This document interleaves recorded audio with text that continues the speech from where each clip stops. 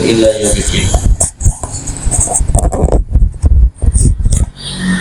Ya ayyuhalladzina amanu taqullaha haqqa tuqatih wa la tamutunna illa wa antum muslimun. Alhamdulillah, jamaah yang dirahmati Allah Subhanahu wa taala. Mohon maaf atas keterlambatan dan langsung saja kita melanjutkan pembahasan bab sihir. Ciri-ciri orang yang terkena sihir dan kemudian bagaimana terapi ruqyahnya, termasuk ayat-ayat apa saja yang kemudian dibaca untuk kasus-kasus sihir. Karena sihir ini kan jenisnya banyak. Ada berapa kemarin? 9. Ada 9 jenis sihir. Yang pertama adalah sihir pemutus hubungan, atau juga bisa sihir perceraian, atau disebut sihir tafrik. Yang mana sihir tafrik ini yufarriquna bihi bainal mar'i wa zawjih, di surah Al-Baqarah ayat ke-102. Sihir pemutus hubungan, bukan hanya suami istri, tapi juga bisa menjadi pemutus hubungan antara orang tua ke anak, atau anak ke orang tua, atau kemudian sahabat, teman dekat dengan teman karib, kemudian klien, mitra bisnis, atau jamaah, anggota komunitas atau majelis taklim. Itu disihir supaya mereka bercerai-berai, supaya kemudian pecah.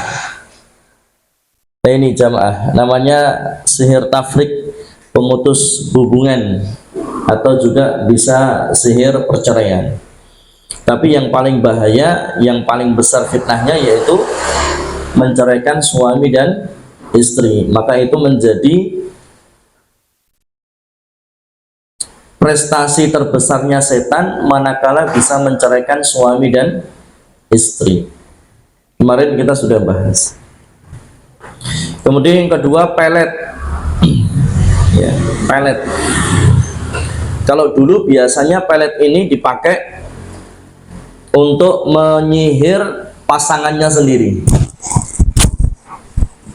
Jadi supaya pasangannya nggak kelain hati, supaya pasangannya setia, apalagi yang long distance relationship, apa itu ya, LDR, supaya di sana nggak kelain hati, nggak cari orang lain. Ada namanya will, ada namanya pil, ya. Kalau will wanita idaman, kalau satunya pria idaman, ya. Akhirnya kemudian dipelet lah. Atau juga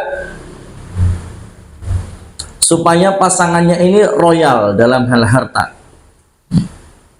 jadi minta berapapun dikasih.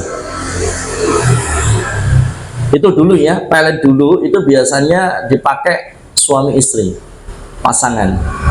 Tapi kalau pelet sekarang, ya bukan hanya pasangan suami istri, ya. Misal ada, karena di sini banyak ibu-ibu ya, saya balik contohnya saja ya. Nanti saya diserang ibu-ibu, kacau ya. Jadi ada laki-laki yang menyukai wanita yang kaya raya, ya. Ada laki-laki yang nyukain wanita yang kaya raya. Terus si laki-laki ini hanya pengen ngabisin hartanya si wanita tadi. Akhirnya kemudian pakai pelet, ya, supaya kemudian berapapun laki-laki minta, wanitanya kasih, dan dia cinta mati, ya. Nah, ini diantara contohnya. Dan kemudian juga bisa berbalik, wanita ke laki-laki atau laki-laki ke wanita. Tapi biasanya wanita ke laki-laki atau laki-laki ke wanita? Ya, kasusnya sama-sama. Ini ada semuanya. Biar adil kan itu ya. Kemudian ini sudah selesai ya, 2 pembahasan itu sudah selesai kemarin. Bagi teman-teman jamaah yang pengen murojaah, bisa langsung dicek saja di channel YouTube. Apa channel YouTube-nya? Iya, ini channel YouTube-nya. Ada Indonesianya dari? Oh ada ya. Ya, Indonesia. Kalau pengen murojaah ini, kalau saya disuruh nerangin lagi udah capek. Ya, Futuhat Indonesia. Dan jangan lupa yang penting subscribe. Ayolah disupport gitu ya. Ini kalau mau murojaah tuh. Jadi di situ nanti potongan-potongan ya, nggak utuh dari awal sampai akhir, nggak, hanya dipotong di bagian-bagian yang penting saja. Ya, itu nanti jamaah bisa murojaah sejak dari pertemuan pertama ya. Sejak dari pertemuan pertama. Ini kan sudah pertemuan ke yang sekian kalinya ini ya. Sudah 1 bulanan ya, lebih. Nah, kalau pengen murojaah mulai dari pertemuan pertama, teman-teman bisa lihat di YouTube-nya. Kalau yang di awal-awal utuh, tapi kemudian dipotong-potong supaya videonya banyak ya, quantity. Nah, kemudian yang berikutnya ada sihir tipuan penglihatan, ada sihir gila, ada sihir lesu, ada sihir panggilan gaib, ada sihir penyakit, ada sihir pendarahan, dan ada sihir penghalang pernikahan. Mau yang mana dulu nih kita bahas? Kemarin votingnya panggilan gaib, apalagi?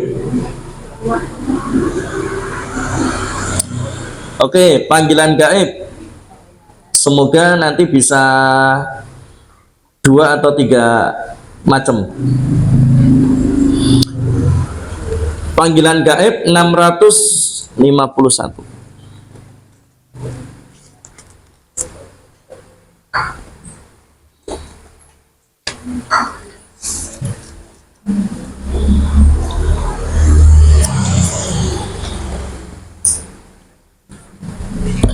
Baik, jamaah yang dirahmati Allah Subhanahu wa taala.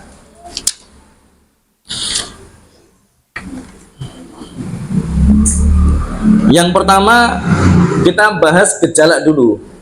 Ciri orang yang terkena sihir panggilan gaib.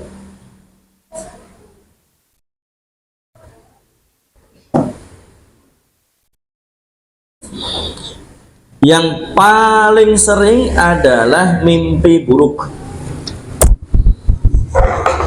Sering mimpi buruk. Jadi nanti tukang sihir mengirim jin yang ditugasi untuk menyibukkan orang yang disihir pada waktu tidur atau enggak, atau waktu bangun maksudnya. Kemudian jin itu menampakkan dirinya dalam tidur orang tersebut dalam berbagai bentuk binatang buas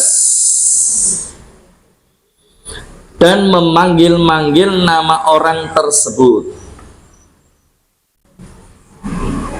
Dan suara panggilan itu terkadang suara manusia yang dikenalnya atau dengan suara yang aneh, tapi yang jelas suaranya memanggil nama si korban di dalam mimpi ketika dia tidur ya, tentunya.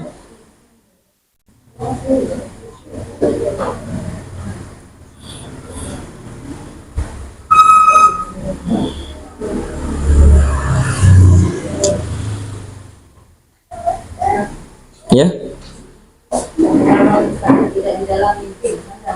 bisa, tidak di dalam mimpi juga bisa. Kalau yang mimpi kan ketika tidur ya, tapi kalau tidak itu biasanya dari luar rumah ya, dari luar rumah itu akan ada suara yang memanggil nama si korban yang ada di dalam rumah ya, supaya si korban ini keluar. Terus kemudian begitu dia keluar sudah kena sihir ya. Jadi itu kayak semacam pancingan gitu ya, kayak semacam pancingan supaya dia keluar, dan begitu dia keluar ternyata nggak ada orang yang manggil-manggil, akhirnya kemudian dia kena sihir. Kenapa harus dipanggil? Kenapa nggak bisa langsung masuk? Oh, nggak bisa. Jadi misalkan gini, saya pernah ngalami sihir panggilan ini. Jadi mungkin si rumah saya ini nggak bisa dimasuki. Jadi mungkin nggak bisa dimasuki sihir. Nggak bisa dimasuki sihir, terus akhirnya dia pakai cara ya tadi, manggil-manggil dari luar. Karena sebelum manggil-manggil itu ada kayak kucing yang berantem itu ya, kucing berantem di depan rumah. Kami dengar itu, terus kemudian begitu kami lihat nggak ada kucing. Maksudnya lihat dari jendela ya, nggak ada kucing berantem. Di situ saya sudah ini nih kayak notice gitu ya. Ada hal yang aneh, karena kan dulu ya, panjenengan kalau masih ingat cerita saya di awal-awal dulu, ketika saya menceritakan ada di rumah saya ini selama 1 pekan sebelum kejadian ini ya, selama 1 pekan ke belakang itu mengalami hal-hal yang aneh, mulai dari bau bangkai yang dicari nggak nemu-nemu, kemudian di hari ketiga bangkainya tiba-tiba ada di dapur, terus kemudian saya keluar ambil pasir sama plastik, tiba-tiba bangkainya sudah nggak ada, bangkai tikus. Kemudian selama 1 pekan itu sebelumnya ini saya selalu dipancing emosi apapun. Kemudian setelah kemudian itu saya lewati dengan baik, maksudnya tidak saya perturutkan, is oke sajalah, saya nggak ada parno, saya nggak ada macam-macam, tapi saya ini ada apa, ini ada hal yang nggak wajar, ini ada hal yang aneh. Kemudian sering di atap itu gluduk. Kemudian kayak pasir ya di atap itu, saya sudah mulai aneh. Di hari yang berapa itu? Ini ya, puncaknya ini ada yang ketika ada kucing yang bertengkaran di luar itu, suara kucing, saya lihat di jendela nggak ada. Kemudian barulah ada suara tetangga, saya kenal suara itu, yang manggil-manggil dari luar. Terus kemudian saya lihat dari jendela nggak ada, dan itu beberapa kali terjadi. Panggilan itu beberapa kali terjadi, saya intip di jendela nggak ada juga. Akhirnya kemudian fix, saya menyimpulkan bahwasanya ini sihir. Kemudian yang terjadi apa? Di malam hari itu lebih dari 10 kali suara ledakan di luar. Di malam hari lewat tengah malam itu suara ledakan 10 sampai 15 kali itu terdengar di luar. Artinya apa? Sihirnya mental, nggak bisa masuk ke dalam rumah. Itu kalau saya keluar kena sudah. Kalau nggak keluar nggak kena. Itu kalau saya keluar bisa jadi kena. Berarti kan saya sudah buka pintu itu. Dan alhamdulillah Allah masih jaga. Ya, jadi kalau ada suara dari luar itu dibiasakan jangan langsung spontan buka pintu dan keluar, tapi apa, lihat dari jendela dulu. Kalau dalam keadaan pintunya sudah terbuka, itu kan dalam siang hari, itu kan terbuka kan, kayak pintu kamu. Yang penting penghuninya jangan keluar. Terus kalau di hotel itu kan pintunya ada ininya ya, apa itu, lubangnya itu ya, buat nengokin siapa yang di luar gitu.